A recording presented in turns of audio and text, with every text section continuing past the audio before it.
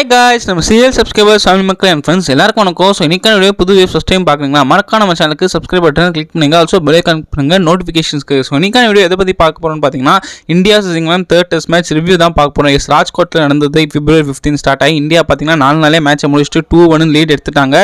Everybody expected Bazball to come up with new idea but இருந்தது. But ஆனால் derail ஆயிடுச்சு பயங்கரமாக. Second இன்னிங்ஸில் ரொம்ப மோசமாக ஃபெயிலியர் ஆயிடுச்சு.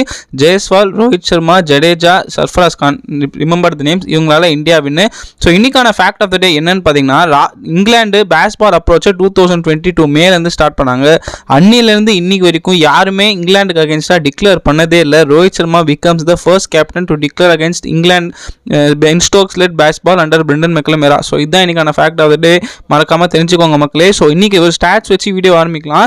ராஜ்கோட்டில் நடந்த ரெக்கார்ட்ஸ் மட்டும் சொல்கிறேன். Most sixes by Indian in test innings Yashasvi Jaiswal 12 6 ஒரு ரெக்கார்டு.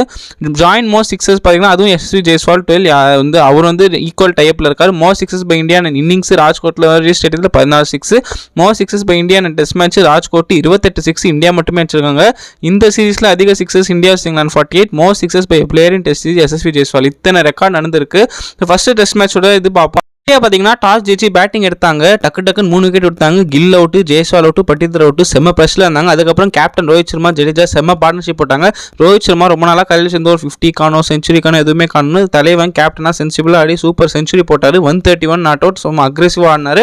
பால்லாம் வெயிட் பண்ணவே இல்லை. சும்மா சூப்பராக டைம் பண்ணார். 2-3 6 அடிச்சார். ஸோ ரோஹித் சர்மா 131 வந்து இந்தியா ஒரு நல்ல டோட்டலுக்கு ரெஸ்பெக்டிவ் வந்தது. ஆனால் so debutant Sarfaraz Khan, KL ராகுல்லாம் வந்தார். அவருக்கு ஒரு சூப்பர் டெபியூ. அவங்க அப்பா அவங்க அம்மாலாம் வந்து ஒரு மாதிரி ஆயிடுச்சு அந்த வீடியோலாம். அவர் பார்த்துட்டு ஒரு மாதிரி கூஸ் பம்ஸ் ஃபீல் ஆயிடுச்சு. செம்ம டெபியூ. 62 ரன்ஸ் சூப்பராக ஆடினாரு. அன்லெஸ் ஜடேஜா அந்த செஞ்சுரிக்காக ரன் அவுட் ஆகாமல் இருந்தால் டெஃபினட்டாக ஒரு 75 to செஞ்சுரிக்குள்ளே அடிச்சிருப்பாரு. What a innings, what a debut. Hats off Sarfaraz Khan. இவரோட 2 வருஷம் கழின ஒரு பிக் ஃபைனலி இன்னைக்கு பலன் கட்சிது. அவர் அப்பா அம்மாலாம் அழுதுட்டாங்க. So emotional. What a knock is. Deserving player, deserving candidate, wonderful knock. So Sarfaraz ஒரு 62 run. Man of the show, steel man அதான் ரவீந்திர ஜடேஜா. ஹோம் டவுனில் வேற மாதிரி ஆடிட்டாரு. நம்பர் 5ல ப்ரொமோஷன் கிடச்சி 112 ரன்ஸ். என்னதான் சர்ஃபராஸ் ரன் அவுட் பண்ணாலும் அஸ் அ சென்சிபிளாக வந்து விக்கெட்டை லூஸ் பண்ணாமல் கிரிப் ஹோல்ட் ஆன் பண்ணி ஆடினாரு. 112 ரன், 11 4, செம்ம அடி. ஹோம் டவுனில் செஞ்சுரி போட்டலாம் ரொம்ப ஈஸி கிடையாது, அது ரொம்ப கஷ்டம். So hats off Jadeja. போன மேட்ச் ஆடலை, இன்ஜுரி, திரும்பி கம்பேக், அதுவும் ஹோம் சாயிலில் செஞ்சுரி, வேறு மாதிரி பர்ஃபார்மன்ஸ். ஸோ ரோஹித் சர்மா 131, சர்ஃபராஸ் கான் 62, ரவீந்திர ஜடேஜா 112. இதுலேயே இந்தியா 350 கிட்டத்தட்ட வந்துட்டாங்க. கேஎஸ் பரத்துக்கு பதிலாக துருவ் ஜுரேல் ஆடணும் வாய்ப்பு இருக்குன்னு நான் சொல்லியிருந்தேன். எஸ், துருவ் ஜுரேல் தான் ஆனார். Super debut. 46 ரன்ஸ், ஒரு 50 மிஸ் பண்ணிட்டாரு.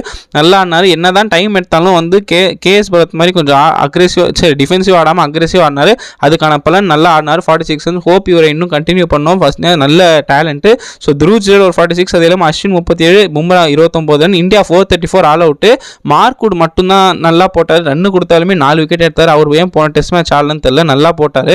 மற்றபடி பார்த்தீங்கன்னா ஹார்ட்லி, ரேஹான் அஹமத், ஆண்டர்சன்லாம் ஒரு விக்கெட் எடுத்தாங்க. So India 434 runs all out.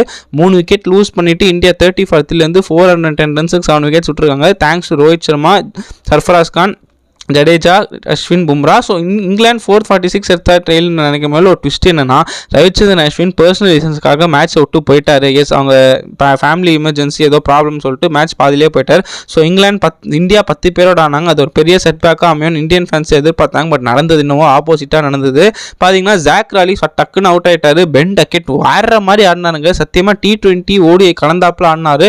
150 runs out of nowhere அடிச்சாருங்க. டக்குன்னு 4, 13 4, 10 6, சாரி 5 6 புரட்டி எடுத்துட்டார் இந்தியன் பவுலிங் லைனை போய். இந்தியா பவுலர்ஸ்க்கு ஒரு 30 ஓவருக்கு என்ன நடக்குதுன்னு தெரியல. அந்த அளவுக்கு அக்ரெசிவானா 40 ஓவர்லேயே இங்கிலாந்து 200. சரி, இங்கிலாந்து லீட் எடுத்துருவாங்கன்னு நினைக்கும் போது பட்டுன்னு டக்கெட் விக்கெட்டுக்கு அப்புறம் எல்லாம் சரிவுக்கு ஆரம்பிச்சாங்க. ஸ்டோக்ஸ் 41 ரன், அதுக்கப்புறம் ஓலிப்போ 39 ரன் தான் ஹையஸ்ட். பார்த்துக்கோங்க, 150 அடிச்ச டக்கெட் எங்க, மீதிலாம் எங்க. அதிலே இங்கிலாந்து புட்டுன்னு போயிட்டாங்க. 315 run England all out. Siraj பார்த்தீங்கன்னா செம்ம கம்பேக். போன டெஸ்ட் மேட்ச் ஆடவே இல்லை. இந்த டெஸ்ட் மேட்ச் பார்த்தீங்கன்னா 4 விக்கெட் எடுத்து நல்லா போட்டார். ஒரு 5 எடுக்க முடியல. But anyway super contribution. அது இல்லாமல் பும்ரா ஒரு விக்கெட், குல்தீப் 2 விக்கெட்டு. சிராஜுக்கு பார்த்தீங்கன்னா ஆட வைக்கலாம். முகேஷ் ஏன் ஆட வச்சாங்கன்னு தெரியல. But anyways good comeback from Siraj. அந்த அதர் ஹேண்ட் குல்தீப் அதை பார்த்தீங்கன்னா அவரும் நல்லா கான்ட்ரிபியூஷன் பண்ணார். 2 விக்கெட் எடுத்தார், கீ விக்கெட் எடுத்து கொடுத்தாரு. ஆனால் ஆல்சோ மெயின் செகண்ட் இன்னிங்ஸில் பேட்டிங்கில் 27 ரன்லாம் அடிச்சாருங்க. நைட் வாட்ச்மேன் வந்து அதுவும் டாம் ஆட்லியில் ஒரு 6 அடிப்பார். இதெல்லாம் நான் எக்ஸ்பெக்டே பண்ணல. Kuldeep Yadav as a bowler உங்களுக்கு எல்லாமே தெரியும் 2-3 விக்கெட் எடுப்பார். பட் இந்த மேட்ச்சில் as a பேட்ஸ்மேன் நல்லா ஷைனாக இருக்காரு. அந்த 27 ரன் ரொம்ப வேல்யூபிளாக இருந்தது. So England 315 runs all out. India India 130 runs lead எடுத்தாங்க. செகண்ட் இன்னிங்ஸ் போகும்போது ரோஹித் சர்மா டக்குன்னு அவுட் ஆனாலும் யசஸ்வி ஜெய்ஸ்வால் செகண்ட் டெஸ்ட்டில் நான் என்ன ஆடினேன்னு இவனுக்கு இப்போ தான் ஞாபகம் வருது, நான் அதை திருப்பி ஆட போகிறேன்னு வேற மாதிரி ஆடினார். 104 ரன் 67 சம்வாட் அடிச்சார். பட் ஆனால் ரிட்டையர்ட் ஆகி உள்ளே போயிட்டார். ஐயோ வரமாட்டார் நல்லா ஆடின்ற ஜெய்ஸ்வால் அப்படின்னு டே எண்டில் நினச்சா டே 4ல் வந்து வேற மாதிரி ஆடி கொடுத்து டபுள் செஞ்சுரி மக்களே. செகண்ட் டெஸ்ட்டில் ஒரு டபுள் செஞ்சுரி, தேர்ட் டெஸ்ட்டில் டபுள் செஞ்சுரி, இந்த மாதிரி ரெக்கார்டை 3-4 பேட்ஸ்மேன் தான் வச்சிருக்காங்க. What a talent, what a youngster Yashasvi Jaiswal, you beauty. அந்த அதர் சைட் சுப்மன் கில்லோட பார்ட்னர் அவரும் நல்லா பார்ட்னர்ஷிப் போட்டார். சுப்மன் கில் வந்து நல்லா ஆடினார். குல்தீப் யாதவோட பார்ட்னர்ஷிப்பில் 91 ரன்ஸுக்கு ஆல்மோஸ்ட் தன்னோட 4th செஞ்சுரி நோக்கி போயிருந்தார். ஒரு தேவையில்லாத மிக்ஸ்அப்னால் ரன் அவுட் ஆக்கி விட்டார் Kuldeep Yadav. Actually Kuldeep must have sacrificed his wicket, but Shubman Gill sacrifice பண்ணிட்டாரு. Anyways good come back. First இன்னிங்ஸில் டக் அவுட்னாலும் இந்த இன்னிங்ஸ் ஸ்லோ அண்ட் ஸ்டடியாக 91 ரன்ஸ் அடிச்சார். 8-4 2 6. சுப்மன் கில் தன்னோட இடத்தை சீல் பண்ணிட்டாருங்க. இனிமேல் குறைய சொல்லக்கூடாது, அவர் மேலே நல்லா ஆடுறாரு. ஸோ சர்ஃபராஸ் கான் வந்து அவர் டமால் டுமில் அடிக்கிறார் மக்களே. ஃபர்ஸ்ட் இன்னிங்ஸில் தான் 62 ரன் அடிச்சா, இந்த இன்னிங்ஸ்லையும் டமால் டுமில் அடிக்கிறாரு. எனக்கு தெரிஞ்சு ரிஷப் பந்தோட குட்டி லெஃப்ட் ஹேண்ட் ரிஷப் பந்த் தான் ஜெய்ஸ்வால், ரைட் ஹேண்ட் ரிஷப் பந்த் தான் சர்ஃபராஸ் கான். இதுதாங்க சொல்லணும். வேஸ்ட் பண்ணவே மாட்டாங்க பாலை டக்கு நான் இவங்க 2 பேருமே கிட்டத்தட்ட 150-200 ரன் கிட்ட பார்ட்னர்ஷிப் போட்டு யசஸ்வி ஜெய்ஸ்வால் 13-4 12 6 தெரிக்க விட்டாரு. ஆண்டர்சன் ஓவரில் ஒரு 3 6 அடிப்பாருங்க, கதி கலங்கி போயிட்டேன் அந்த மாதிரி ஆடிட்டாரு. 212 போன இன்னிங்ஸ், 218 செம்ம இன்னிங்ஸ்.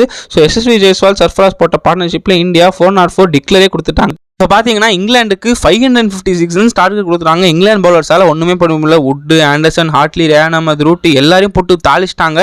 சர்ஃபராஸ் கான், யசஸ்வி ஜெய்ஸ்வால், 2 மும்பை பாய்ஸ் செஞ்சுட்டாங்க இங்கிலாண்டை ஒரே ஆளாக. யசஸ்வி ஜெய்ஸ்வால் ஒரு பக்கம் டபுள் செஞ்சுரி, சர்ஃபராஸ் கான் 68, கில் 91, ஒன்றுமே பண்ண முடியல. ஸோ இங்கிலாந்துக்கு 550 ரன்ஸ் டார்கெட் இருக்கும்போதே தோற்றுருவாங்கன்னு நினச்சோம். அதே மாதிரி தான் ஆடினாங்க.